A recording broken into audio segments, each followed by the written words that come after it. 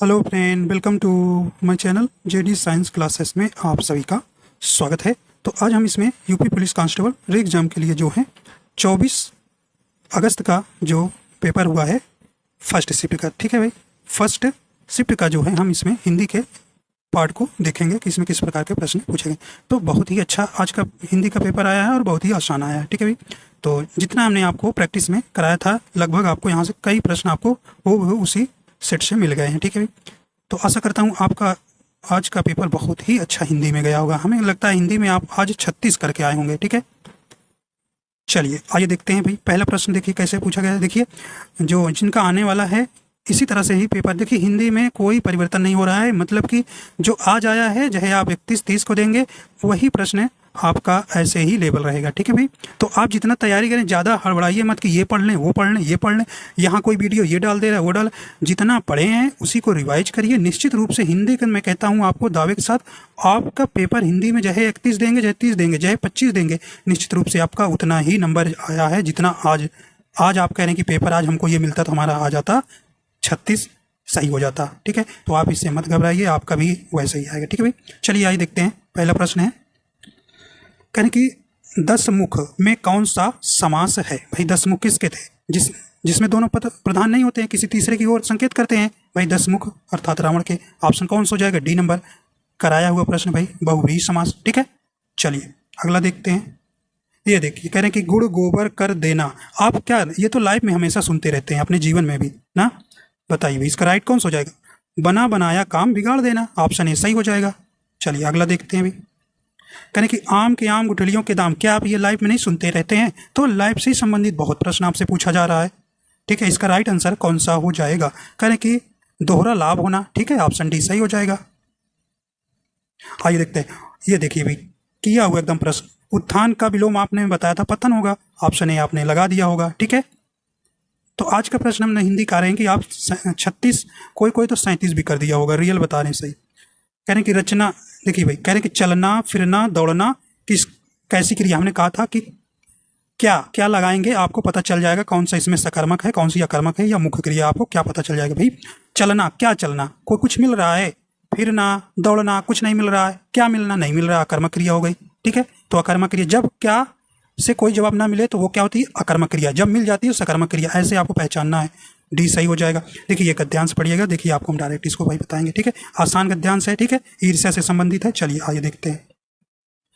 करें कि अपव्यय, देखिए वहां पे अव्यय के 4 भेद बताए थे और यहाँ पे आपको पूछा गया, यहाँ नहीं सॉरी अभी देखिए अव्यय नहीं है, ये अपव्यय है, ठीक है। अपव्यय का अर्थ है आपसे पूछा जा रहा है, ठीक है, ये आपको बताना है। तो इसका क्या हो जाएगा? अधिक खर्च करना, डी नंबर हो जाएगा, ठीक है। ये अपव्यय था, हम सोचा अव्यय, ठीक है। गद्यांश का उपयुक्त शीर्षक क्या है? तो आप पढ़ेंगे भाई इसमें शीर्षक है निंदा, अपव्यय, ईर्ष्या या ईर्ष्या से लाभ। तो इसका राइट आंसर कौन सा आपका हो जाएगा? पढ़ेंगे तो इसमें ईर्ष्या को बताया गया है, सी सही हो जाएगा भाई। अब देखिए कह रहे हैं कि ईर्ष्या का काम है, ये बताइए राइट आंसर क्या हो जाएगा? जलाना आप पाएंगे तो बिल्कुल, ठीक है।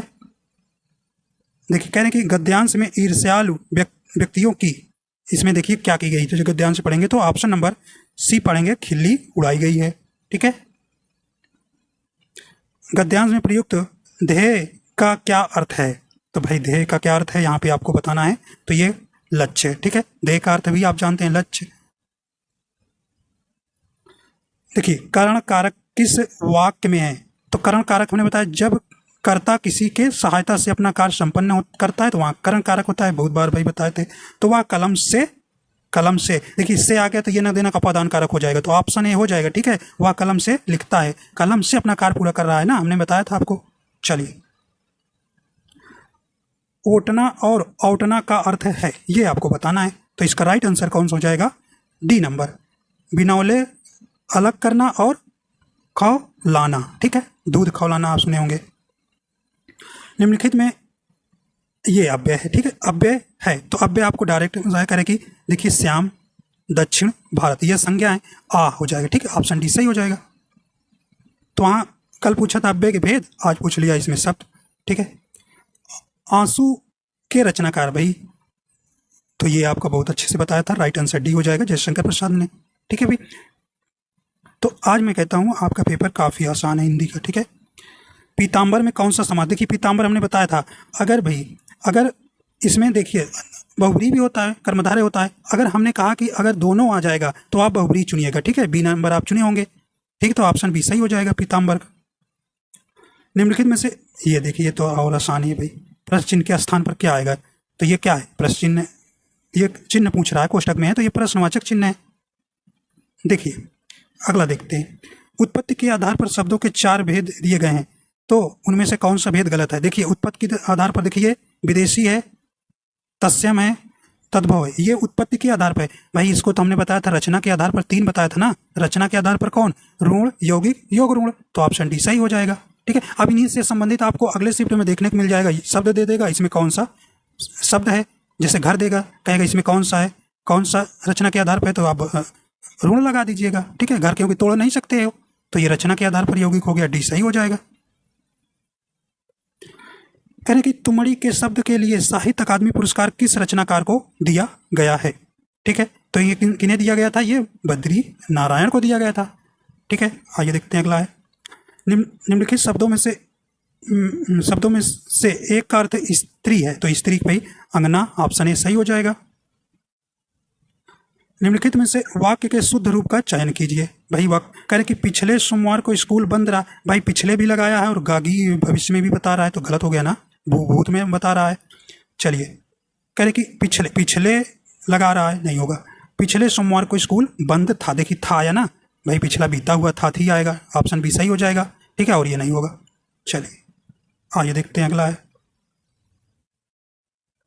कह रहे कि निम्नलिखित वाक्य में कौन सा वाक्य शुद्ध है, अब आइए देखते हैं शुद्ध है। करें कि बंडा फूटने पर उसकी गर्दन लज्जा से नीचे क्या हो गई, नीचे हो गई, तो यहाँ पे आपको बताना है, तो उसकी गर्दन क्या हो जाएगा, सिर उसकी क्या हो जाएगा भाई, गर्दन नहीं सिर होगा ना, सिर लज्जा से झुक गया ना, तो गलत हो गया। भाषा के मानवीकरण के लिए व्याकरण जरूरी, हाँ ये आपका सही हो जाएगा। राम का दर्शन पाकर अहल्या धन्य हो गई, भाई करके क्या हो जाएगा, दर्शन करके होना चाहिए, करके आपको हमने बताया था, ये गलत हो गया। इसलिए इस चिकित्सालय में सर्वोत्कृष्ट चिकित्सालय, देखिए सर्वोत्कृष्ट नहीं होगा, तो आपका बी एकदम बिल्कुल सही हो जाएगा, ठीक है भाई। चलिए आइए देखते हैं अगला है, वृक्ष से पत्ते गिरते हैं, हमने बताया था जहां अलगाव हो, डर हो, तुलना हो, अलगाव हो, डर हो, तुलना हो, दूरी हो, परिमाण हो, क्या होगा, अपादान कारक होगा, भाई बी हो जाएगा, ठीक है, ऑप्शन बी सही हो जाएगा। मैं वहां होकर आया हूं, वाक्य में अव्यय शब्द है, तो कौन हो जाएगा, तो वहां सही एकदम शब्द ऑप्शन ए हो जाएगा, ठीक है, ए सही हो जाएगा, वहां जो अव्यय शब्द हो जाएगा। दिए गए वाक्यांश के लिए एक शब्द अच्छा जो कहा ना जा सके, बताइए भाई, राइट आंसर आपका डी हो जाएगा, अकथ्य होता है। क्रिया विशेषण के प्रकार और उनके उदाहरण का निम्नलिखित में से कौन सा युग में सही नहीं है, बताइए भाई, सही, देखिए नहीं आपको ध्यान रखना है, सही नहीं वाला पकड़ना है। कहने की समयवाचक क्रिया विशेषण, अरे भाई समयवाचक कह रहा है कि ये तो पीछे आगे पीछे, मतलब ये स्थान को बता रहा है ना, गलत, यही पहले वाला पकड़ लीजिए, अब यही नहीं है, और सब देखिए सब पढ़ेंगे तो मिलान है। निश्चय बोधक क्रिया विशेषण है, बेशक हो गया, परिमाणवाचक सर्वत्र हो गया, स्थिति बोधक कहीं ना कहीं सही है, तो आपका नहीं वाला पूछा है तो ये सही हो जाएगा। वीर रस का स्थायी भाव, भाई स्थायी भाव हमने आपको बार बार कह रहा था कि ये जरूर आएगा, और वीर रस का उत्साह, ठीक है। आइए देखते हैं, ये भी आपका कराया हुआ, शीत का विलोम जानते हैं भाई, कहा था उष्ण होगा, राइट कौन, भी हो जाएगा। अगला देखते हैं भाई, कहने कि संभव है या वाक्य किस काल में है, बताइए, ये बताइए, तो राइट आंसर हो जाएगा, कहने कि संभव है यह वाक्य किस काल में है।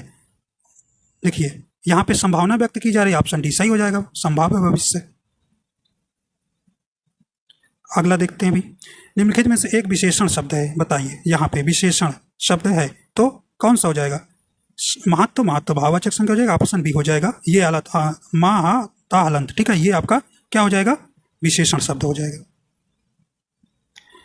दैनंदिनी का पर्यायवाची निम्न में से होगा, तो ये डायरी का है ना, तो राइट आंसर हो जाएगा डी नंबर, दैनिकी हो जाएगा, ठीक है। कह रहे कि सुहाग के नुपुर के रचनाकार हैं, तो कौन है भाई इसके रचनाकार, ये आपका अमृतलाल नागर है, डी नंबर सही हो जाएगा। आइए देखते हैं। श्रुतिसम शब्द युग्म की भिन्न अर्थ वाली सही जोड़ी को पहचानिए। तो क्या हो जाएगा? कुल, कुल हो जाएगा, ऑप्शन सी सही हो जाएगा। देखिए श्रृंगार इन्होंने कैसे लिखा है, गलत। श्रृंगार रस का स्थायी भाव है, तो आप मुझे बता देखिए जय रति होगा या प्रेम होगा, ऑप्शन सी सही हो जाएगा। महान शब्द का स्त्रीलिंग होगा तो क्या हो जाएगा भाई? महान, नेत्री नहीं होगा, महोदया नहीं होगा, महान नहीं, देखिए सी हो जाएगा, महती हो जाएगा। ठीक है, आइए देखते हैं अगला भी। कह रहे हैं कि 2013 में मिलजुल मन के लिए साहित्य अकादमी पुरस्कार किसे दिया गया था? तो ये किसे दिया गया था भाई? राइट आंसर हो जाएगा मृदुला गर्ग को। ठीक है, डी नंबर हो जाएगा। आइए देखते हैं अगला है।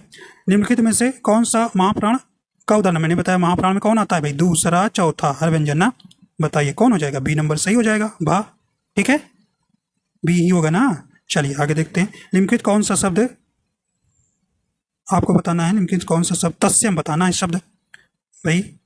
ये देखिए अग्र, ठीक, ऑप्शन सी यहाँ पे तस्यम शब्द हो जाएगा। देखिए आग, आंख, आज, आज का अद्ध हो जाएगा तस्यम, अच्छ, अग्नि, तो ये आपके तद्भव सब हो गए ना, सी नंबर सही हो जाएगा। तो देखिए इस प्रकार जो है प्रश्न जो है, आज वाला तो मैं कहता हूँ कि बहुत ही आसान पेपर था। 36 प्रश्न बच्चे अगर सही से पाए होंगे तो निश्चित रूप से आज इनके इतने प्रश्न सही हो रहे हैं, ये जान लीजिए। ठीक है, तो आशा करता हूँ ये आपको पसंद आएगा। अगर पसंद आए तो लाइक एंड शेयर कर दीजिएगा। ठीक है, अगला भी आएगा तो सेकंड सेट का भी आपको हिंदी का देखिए जल्दी से हम करा देते हैं, ज़्यादा टाइम इसमें नहीं लगाते क्योंकि आपको बहुत हमने प्रैक्टिस किया है। ठीक है भाई, तो कराया था, हर एक बुक का मैंने प्रैक्टिस करा दिया था। ठीक है, और बुक भी जो बनाए गए थे राइटर, उन्होंने बहुत अच्छी प्रैक्टिस सेट बनाया था हिंदी के लिए मैं कहूँगा। ठीक है, तो अगर चैनल पर नए हैं तो चैनल को भी सब्सक्राइब कर लीजिएगा ताकि अगली शिफ्ट आपको भी हम फिर से करा देंगे, सेकंड शिफ्ट का भी। ठीक है, एनालिसिस। तो आप निश्चित देखिए हिंदी में आप घबराइए नहीं, हिंदी में चाहे आप 30 का करिए, 31, 25, ऐसे हिंदी का स्कोर रहेगा। ठीक है भाई, तो जो हिंदी आप पढ़े हैं वही पढ़िए। कोई कहे कि आज 50 लेके आ रहे हैं, 150 लेके आ रहे हैं, आप भ्रमित मत होइए। जो पढ़े हैं वही रिवाइज करके चले जाइए, हिंदी की टेंशन ना लीजिए। ठीक है, रीजनिंग भी आपकी आसानी आ रही है, मैथ के आपके 5 क्वेश्चन तगड़े आ रहे हैं ये कहूँगा, और जीएस के तो भाई 12 से 15 क्वेश्चन तो कठिन आ रहे हैं। ठीक है भाई, ठीक है, तो ठीक है, तो चलिए जिनका अगला शिफ्ट है उनके लिए शुभकामनाएं। ठीक है भाई, तो वीडियो देखने के लिए आपको बहुत बहुत धन्यवाद।